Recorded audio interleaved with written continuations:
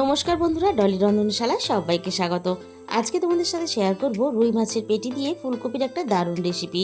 অনেকেই আছে মাছের পেটি কিন্তু একেবারেই খেতে চায় না। ফুলকপি দিয়ে যদি মাছের পেটি এইভাবে রান্না করো আর যদি থাকে এরকম একটা মশলা, তাহলে রান্নার স্বাদ সম্পূর্ণ বদলে যাবে। আর মাছের পেটি বারবার এইভাবেই রান্না করে খেতে ইচ্ছে করবে। আমি এই রান্নার জন্য এখানে একটা বড় সাইজের ফুলকপি আগে থেকেই কেটে নিয়েছি। আর ফুলকপিগুলো বেশ বড় বড় টুকরো করেই আমি কেটে নিয়েছি, কারণ মাছের ঝোলে ফুলকপি একটু বড় করে কেটে না নিলে তাহলে রান্নাটা দেখতেও ভালো লাগে না আর খেতেও ভালো লাগে না। আর দেখো, ফুলকপির ডাঁটাগুলো কিন্তু আমি বেশ অনেকটা করেই বাদ দিয়েছি। আর মাছের ঝোল যদি এইভাবে রান্না করো তাহলে কিন্তু আর অন্য কোনো পদের প্রয়োজন হবে না, শুধুমাত্র এই একটা পদ দিয়েই পুরো ভাতটা খাওয়া হয়ে যাবে। আর এই রান্নার জন্য আমি এখানে একটা মাঝারি সাইজের আলু কেটে নিয়েছি। আর মাছের ঝোলের আলু যদি এভাবে একটু লম্বা করে আর একটু মোটা করে কাটা হয় তাহলে কিন্তু রান্নাটা দেখতেও ভালো লাগবে আর খেতেও ভালো লাগবে।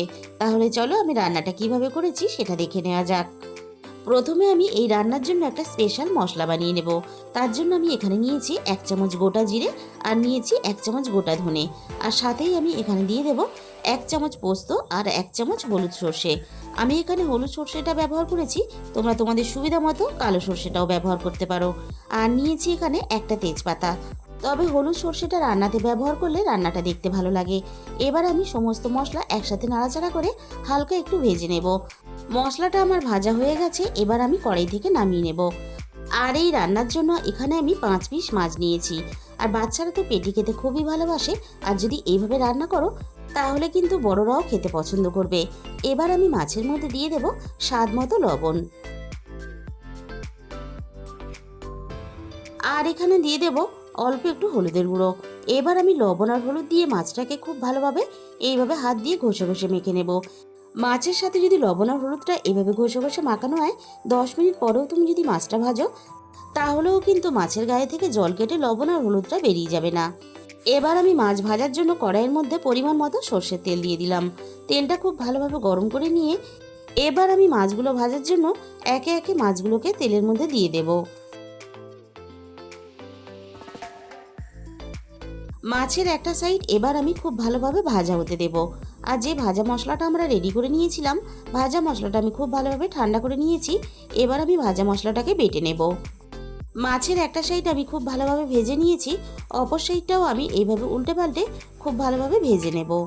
আর ঝোলে দেওয়ার জন্য যে কোনো মাছ কিন্তু একটু বেশ লালচে করে কড়া করে ভেজে নিতে হবে, তবেই কিন্তু খেতে বেশি ভালো লাগবে। তাই মাছগুলোকে আমি ঘুরিয়ে ফিরিয়ে বেশ লালচে করে ভেজে নেব। মাছগুলো দেখো আমি বেশ ভালোভাবে ভেজে নিয়েছি। এবার আমি ভাজা মাছগুলোকে কড়াই থেকে নামিয়ে নেব। এবার আমি এই মাছ ভাজা তেলের মধ্যেই আলুগুলোকে ভাজার জন্য দিয়ে দেব।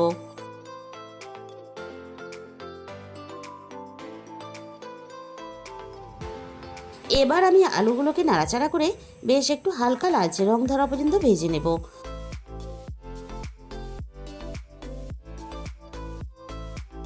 আলুগুলো দেখো আমি হালকা লালচে রং ধরা পর্যন্ত ভেজে নিয়েছি, এর থেকে আমি আর বেশি ভাজবো না। এবার আমি ফুলকপিগুলোকে ভাজার জন্য দিয়ে দেব। আলু আর ফুলকপি আমি একসাথেই ভেজে নেব। তোমরা যদি আলাদা করে ভেজে রান্নাটা করতে চাও তাহলেও করতে পারো, তবে এইভাবে একসাথে ভেজে রান্নাটা করলে তাহলে রান্নার সময়টা অনেক কম লাগবে। আলুর মধ্যে আমি অল্প একটু দিয়ে দিলাম হলুদের গুঁড়ো, আর দিয়ে দিলাম স্বাদ মতো লবণ। এবার আমি আলু আর ফুলকপি একটু সময় নিয়ে নাড়াচাড়া করে খুব ভালোভাবে ভেজে নেব। আলুটাও এখানে আরও একটু ভালোভাবে ভেজে নেব।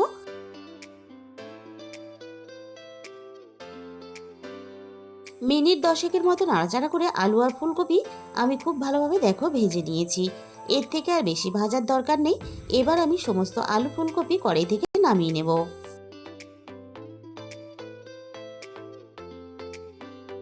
আমি আবারও কড়াইয়ের মধ্যে রান্নার জন্য প্রয়োজন মতো সর্ষের তেল দিয়ে দেব।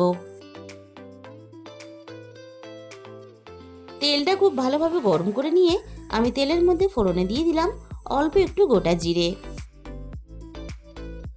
আর এখানে দিয়ে দিলাম দুটো তেজপাতা। এবার আমি ফোড়নটাকে নাড়াচাড়া করে কয়েক সেকেন্ড ভেজে নেব, ফোড়ন থেকে সুন্দর মিষ্টি গন্ধ বেরিয়ে আসা পর্যন্ত। ফোড়নটাকে আমি খুব ভালোভাবে ভেজে নিয়েছি। এবার আমি তেলের মধ্যে আদা বাটা দিয়ে দিলাম। আদা বাটার সাথেই আমি রান্নার স্বাদ মতো লবণটা দিয়ে দিলাম। এবার আমি আদাটাকে তেলের মধ্যে মিনিট খানেকের মতো নাড়াচাড়া করে একটু ভেজে নেব, আদার কাঁচা গন্ধটা চলে যাওয়া পর্যন্ত।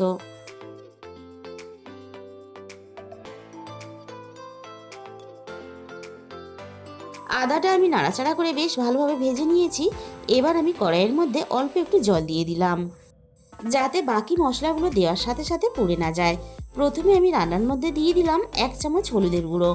এবার আমি রান্নার মধ্যে দিয়ে দেব ঝালের জন্য হাফ চামচের একটু বেশি লঙ্কার গুঁড়ো। তবে ঝালের পরিমাণটা অবশ্যই নিজেদের স্বাদ মতো ব্যবহার করবে। এবার আমি মশলাটাকে নাড়াচাড়া করে খুব ভালোভাবে কষিয়ে নেব।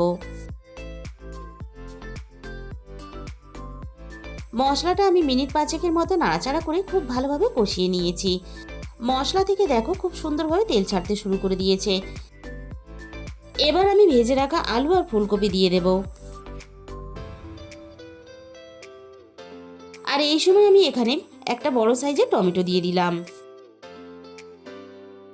এবার আমি আলু ফুলকপি মশলার সাথে একটু সময় নিয়ে নাড়াচাড়া করে খুব ভালোভাবে কষিয়ে নেব।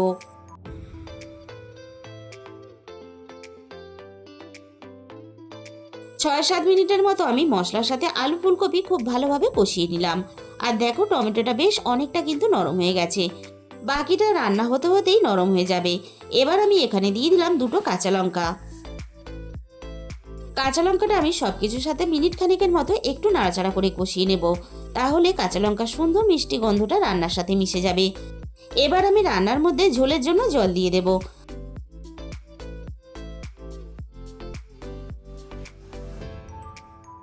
এবার আমি সবকিছু একসাথে নাড়াচাড়া করে খুব ভালোভাবে মিশিয়ে দেব।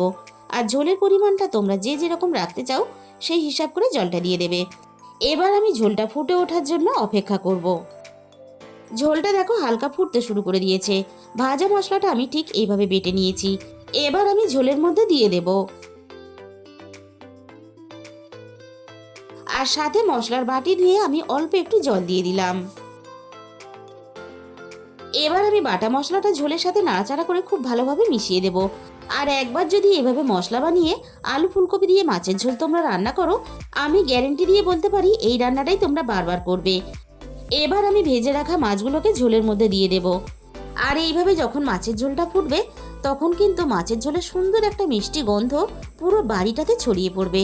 তোমরা যখন এইভাবে রান্না করবে তোমরা তখন বুঝতে পারবে।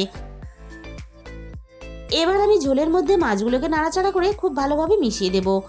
এবার আমি সবকিছু খুব ভালোভাবে সিদ্ধ হওয়ার জন্য কিছুক্ষণের জন্য ঢাকা দিয়ে দিলাম। মিনিট 15 পরে আমি কড়াই থেকে ঢাকাটাকে সরিয়ে নিলাম। আর রান্নাটা দেখে বুঝতেই পারছো রান্নাটা কতটা দেখতে লোভনীয় হয়েছে। এবার আমি একটু নাড়াচাড়া করে নেব আর দেখে নেব আলু ফুলকপি খুব ভালোভাবে সিদ্ধ হয়েছে কিনা। আলু ফুলকপি সবকিছু খুব ভালোভাবে সিদ্ধ হয়ে গেছে। আর মাছটাও ঝোলের মধ্যে ফুটে বেশ ভালোভাবে নরম হয়ে গেছে। আর এইভাবে রান্না করলে রান্নাটা এতটাই টেস্টি হয়, আমি কিন্তু তোমাদের বলে বোঝাতে পারবো না। তোমরা যতক্ষণ না নিজেরা রান্না করবে ততক্ষণ কিন্তু বুঝতে পারবে না। রান্নাটা আমার পুরোপুরি রেডি হয়ে গেছে। এবার আমি তোমাদের খুব কাছে থেকে দেখো পরিবেশন করে দেখিয়ে দিলাম। আর তোমরা যদি এভাবে আলু ফুলকপি দিয়ে মাছের ঝোল না রান্না করে থাকো, তাহলে কিন্তু অবশ্যই বাড়িতে একদিন হলেও ট্রাই করে দেখো। এই রান্নার স্বাদ কিন্তু হবে মুখে লেগে থাকার মতো। তাহলে বন্ধুরা, আজকের এই রেসিপিটা ভালো লাগলে ভিডিওতে একটা লাইক করে দিও আর নিজেদের বন্ধুদের মধ্যে শেয়ার করে দিও। আর যে সমস্ত নতুন বন্ধুরা এখনো পর্যন্ত আমার চ্যানেলটাকে সাবস্ক্রাইব করোনি, এরকম নতুন নতুন ঘরোয়া রেসিপি পেতে আমার চ্যানেলটাকে সাবস্ক্রাইব করে পাশে থাকা বেল আইকনটা ক্লিক করে অল করে দিও। তাহলে আমি যখনই কোনো নতুন রেসিপি আপলোড করব সবার আগে তোমার কাছে পৌঁছে যাবে। আজকে তাহলে এই পর্যন্ত।